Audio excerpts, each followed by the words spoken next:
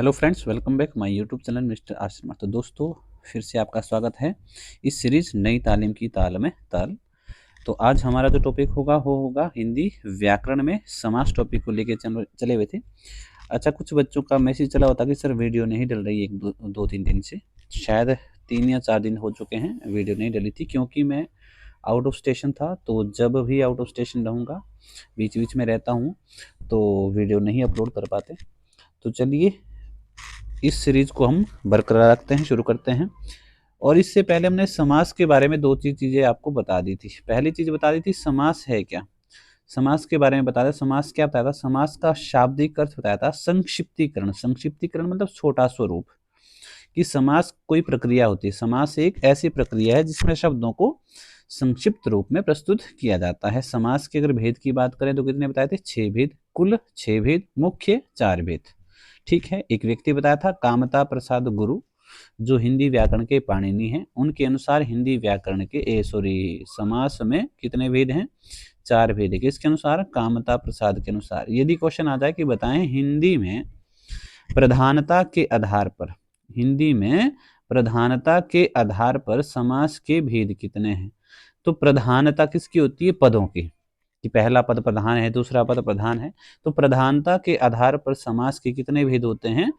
तो प्रधानता के आधार पर समास के होंगे आपके 4 भेद। प्रधानता के आधार पर 4 होंगे, मुख्य भेद 4 होंगे, और कामता प्रसाद के अनुसार 4 होंगे। 6 कब बताने? अगर सामान्य प्रश्न आ जाए कि समास के भेद कितने, तो 6 आएंगे। समास के कुल भेद कितने, तो 6 आएंगे।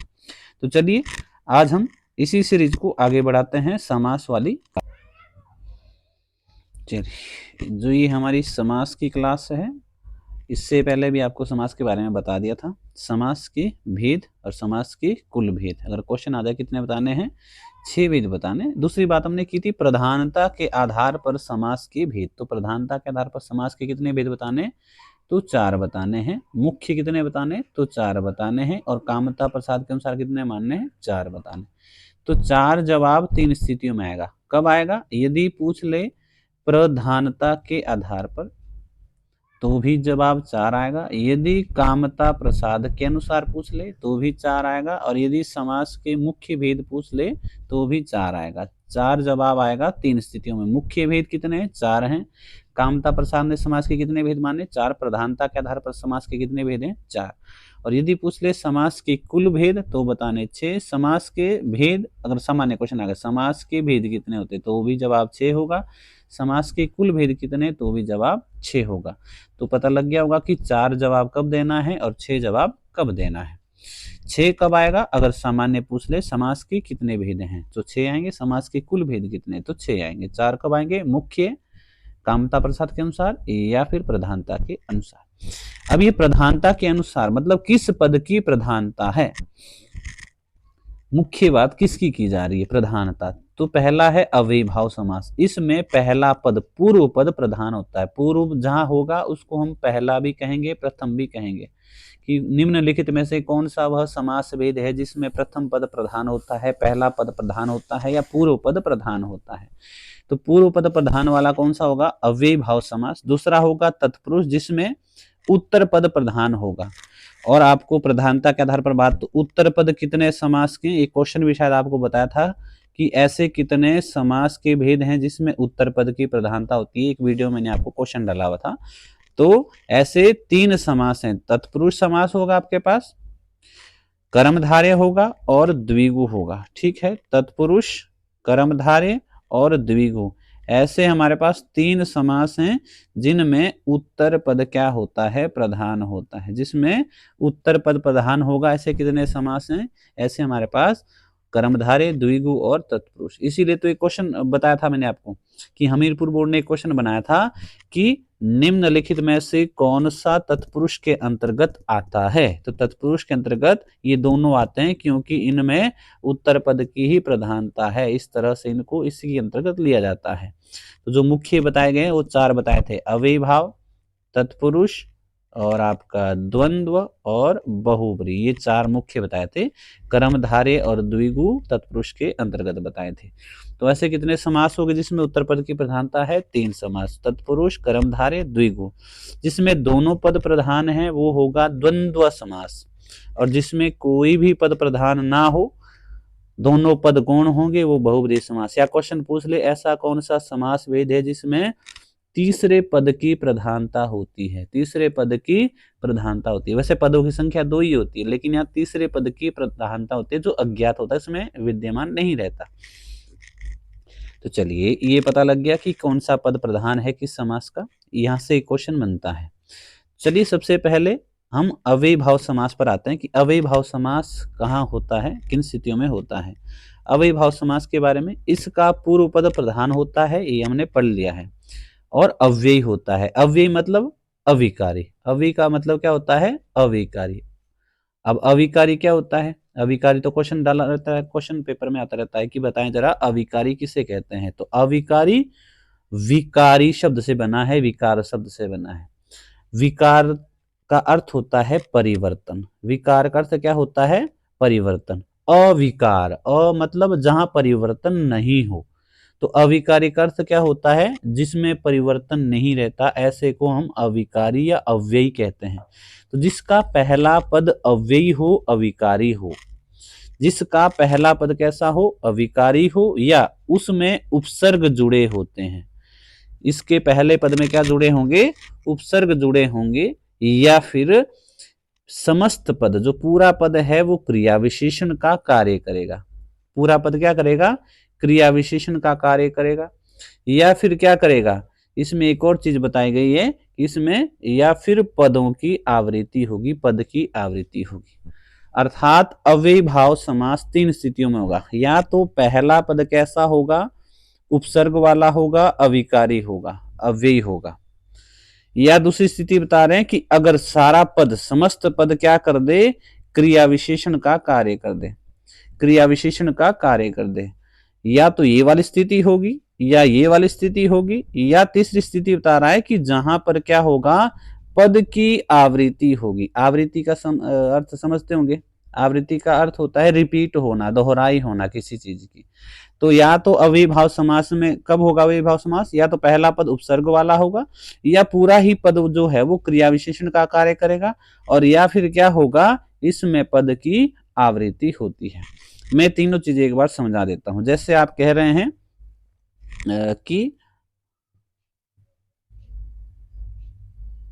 प्रत्येक, आपके पास शब्द आ गया प्रत्येक, कि बताएं प्रत्येक में कौन सा समास है। तो प्रत्येक में कौन सा उपसर्ग लगा है, प्रति उपसर्ग लगा है। कौन सा लगा है, प्रति उपसर्ग लगा, प्रति धन एक। अब देखिएगा, प्रति जो उपसर्ग है ये आरंभ में प्रति है, तो यहां प्रत्यय शब्द से अनुनित हो गया। तो प्रत्येक शब्द में सबसे पहले प्रति उपसर्ग हो गया, इसीलिए ये अव्ययी भाव समास है। या इसके जगह हम लिख सकते हैं कि जैसे, एक और उदाहरण देता हूं मैं आपको। ये तो हो गया उपसर्ग वाला। दूसरा क्या कह रहे हैं, क्रिया विशेषण का कार्य करता है अगर समस्त पद। जैसे वो कहते हैं कि लड़का जो है वो भरपेट खाना खा गया, भरपेट खाना खा गया। अब जो पेट शब्द है उसके लिए समस्त पद जो बन रहा है वो क्या बन रहा है, भरपेट। कैसा खाया, भरपेट खाया भाई। तो ये क्या बन गया, क्रिया विशेषण। कौन सा क्रिया विशेषण है, कोई कमेंट करके बताए। भरपेट में क्रिया विशेषण का कौन सा भेद होता है। क्रिया विशेषण के भेद कितने होते हैं ये भी पता होना चाहिए। क्रिया विशेषण के 4 भेद होते हैं, उन्हीं में से क्रिया विशेषण में कालवाचक, स्थानवाचक, परिमाणवाचक और रीतिवाचक। तो आपको बताना है कि भरपेट में क्रिया विशेषण का कौन सा भेद है। तो जहां समस्त पद क्रिया विशेषण का कार्य करे वो भी क्या होता है, तत्पुरुष समास हो गया। तो पहला हो गया जिसमें उपसर्ग होगा, दूसरा हो गया जिसमें समस्त पद क्रिया विशेषण का कार्य करे, और तीसरा कह रहा है कि अगर कहीं पद की आवृत्ति हो। पद की आवृत्ति कैसी होती है, रिपीट होना। जैसे हम कहते हैं कि वह तो धीरे धीरे चलता है, वह धीरे धीरे चलता है।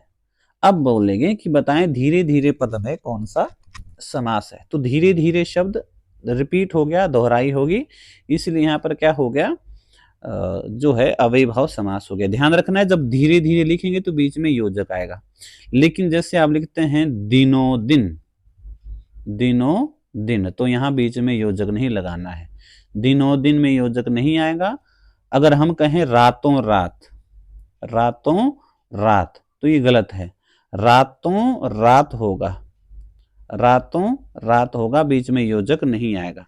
योजक कहाँ आएगा? जहां समान होंगे दोनों पद, धीरे धीरे, ठीक है। इसमें आप दोनों पद समान है, इसीलिए बीच में योजक लगा है। तो जहां पर पद की आवृत्ति होगी वहां भी क्या होगा? अव्ययीभाव समास। जहां समस्त पद क्रिया विशेषण का कार्य करेगा वो भी होगा अव्ययीभाव समास, और जहां पर उपसर्ग लगे होंगे वो भी होगा आपका अव्ययीभाव समास।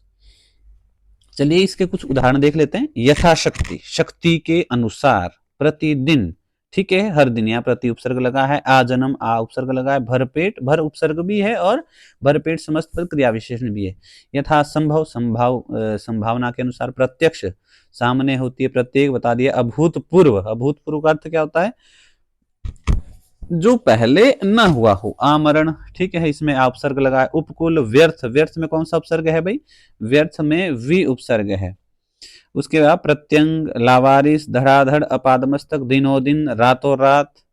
पल पल, यहाँ पल पल में योजक चिन्ह लग गया क्योंकि दोनों समान है। प्रत्युपकार, प्रत्याशा, यथासाध्य, परोक्ष, प्रतिपल, बखूबी, आजीवन, ठीक है। उसके बाद एक सावधान, सावधान में कौन सी संधि होगी? कोई बताए जरा। सावधान, जब एकेडमी वाले बच्चों को तो पता होगा, जो एकेडमी में पढ़ते हैं, बताया था। सावधान शब्द में कौन सी संधि? कोई संधि विच्छेद करके बताए। दो क्वेश्चन हो गए, एक आपको बता दिया भरपेट में क्रिया विशेषण का कौन सा भेद है, दूसरा बोल दिया सावधान में संधि रूप बताना है। अगला है हर दिन, बेखटके, हर रोज। ये समस्त पद क्या करेंगे? सारे जो जितने भी आपको उदाहरण दे दिए ये सारे अव्ययीभाव समास के अंतर्गत आएंगे। इसमें क्या है? इसमें या तो कहीं ना कहीं उपसर्ग लगा होगा, या समस्त पद क्रिया विशेषण का कार्य कर रहा होगा, और या फिर यहाँ पर पद की आवृत्ति हो रही होगी। तीनों स्थितियों में क्या होगा? तीनों स्थितियों में अव्ययीभाव समास होगा। तो चलिए इसी के रूप में आगे बढ़ते हैं। अगला जो हमारा समास है वो होगा तत्पुरुष समास। तत्पुरुष समास में क्या होगा? इसमें उत्तर पद प्रधान होता है। अव्ययीभाव समास में पूर्व पद प्रधान था, इसमें उत्तर पद मतलब लास्ट वाला दूसरा पद, अंतिम पद प्रधान है। उत्तर पद प्रधान है तथा क्या होगा? कारक विभक्तियों का लोप होगा। जब हम क्या करेंगे? समासिक पद तैयार करेंगे तो वहां क्या होगा? कारक विभक्तियों का लोप हो जाएगा। लोप का मतलब होता है हट जाना, छुप जाना। जैसे हम कहते हैं कि रसोई के लिए घर, रसोई के लिए घर, और जब हम इसको लिखेंगे तो क्या लिखेंगे? रसोई घर। अब बीच में जो के लिए विभक्ति थी इसका लोप हो गया, हट गया। रसोई घर जब हम कहते हैं तो के लिए पद हट गया बीच से, इसको कहते हैं विभक्तियों का लोप होना। तो तत्पुरुष समास में क्या होगा कि उत्तर पद की प्रधानता होगी, कारक विभक्तियों का लोप होगा। और जो तत्पुरुष समास है इसके कितने उपभेद होंगे? 6 उपभेद होंगे। कौन कौन से हैं 6 उपभेद? जो कारक हैं, कारक कितने होते हैं? कारक हिंदी में 8 होते हैं। कारक हिंदी में कितने होंगे? 8 होंगे। अब इनमें से जो पहला और अंतिम है 8वां, उसको छोड़कर बीच के जितने भी 6 बच जाते हैं, पहला और 8वां छोड़कर, मतलब 2 छोड़ने, एक पहले वाला और एक अंतिम वाला, उनको छोड़कर कारक के जो बीच के 6 भेद हैं वही आपके तत्पुरुष के भेद होंगे। आपको पता है कि कारक के जो 8 भेद है कौन कौन से? सबसे पहले होता है कर्ता कारक, कर्ता के बाद कर्म, फिर करण, फिर संप्रदान, आपादान, संबंध, अधिकरण और संबोधन। तो जो ये 2 हैं, कौन कौन से? कर्ता और संबोधन। इन 2 कारकों को, कर्ता पहला है, संबोधन अंतिम है, इन 2 को छोड़कर जो बीच के कारक हैं वही आपके तत्पुरुष के क्या होंगे? भेद होंगे। वही तत्पुरुष के क्या होंगे? भेद होंगे। कर्म पहला है, करण दूसरा है, संप्रदान तीसरा है, अपादान चौथा है, संबंध पांचवा है, और अधिकरण छठा है। और जब हम कारक की बात करते हैं तो कर्ता कारक पहले होता है, कर्म कारक, करण कारक, संप्रदान, आपादान, संबंध, अधिकरण 7वां होगा, और 8वां संबोधन होगा। तो यहाँ पर आपने केवल और केवल 6 कारक बीच के उठाने हैं, वही आपके तत्पुरुष के भेद होंगे। तो तत्पुरुष के उपभेद कितने बताएंगे आप? 6 बताएंगे। वो अलग प्रश्न है जो ऊपर बताया था आपको कि तत्पुरुष के अंतर्गत कौन कौन से समास आते हैं। तो तत्पुरुष के अंतर्गत कौन कौन से बताए थे आपको? कर्मधारय और द्विगु, कर्मधारय और द्विगु। लेकिन यहाँ तत्पुरुष के 6 उपभेद बताए गए हैं, वो कौन से हैं? जो विभक्तियां हैं उसी आधार पर बताए गए हैं। कर्म, करण, संप्रदान, आपादान, संबंध और अधिकरण। इसके आगे हम जरूर पढ़ाएंगे अभी आपको, लेकिन आपने तब तक एक बार देख लेना है कि कर्म कारक में क्या था, कर्म कहते किसे हैं, कर्म कारक, करण में क्या होता है, संप्रदान में क्या होता है, आपादान में क्या होगा, संबंध में क्या होगा, अधिकरण में क्या होगा। तब इसके उदाहरण समझने में आसानी रहेगी। तो अगली वीडियो में मिलते हैं। इन्हीं जो है वो समास की ही अगली क्लास होगी, मतलब जब व्याकरण की क्लास आएगी सीरीज। अभी तो अगली वीडियो जो है वो साहित्य की आएगी, फिर आपकी HPGK की आएगी। लेकिन जब ग्रामर की क्लास होगी तो उसमें हम समास के बारे में ही पढ़ेंगे, ठीक है। तो चलिए, आपको आज शायद 2 प्रश्न दिए हैं। एक तो शायद मैंने आपको बताया क्रिया विशेषण का कौन सा भेद बताना है भरपेट में, और एक कोई और प्रश्न आपको दिया होगा, वो आपने एक बार देख लेना है कि कौन सा बताया था। 2 प्रश्न आपको बोले गए हैं, तो आपने उनका जवाब जरूर देना है कमेंट बॉक्स में। चलिए मिलते हैं अगली वीडियो में।